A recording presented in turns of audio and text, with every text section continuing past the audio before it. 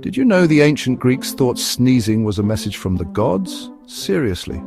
Way before tissues and allergy meds, a sneeze wasn't just a bodily reaction, it was a sign. The Greeks believed it could predict the future or confirm an idea.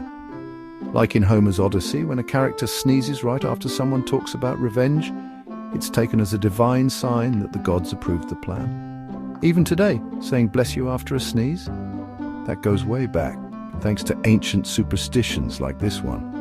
Next time you sneeze, maybe it's not just allergies. Maybe Zeus is trying to tell you something.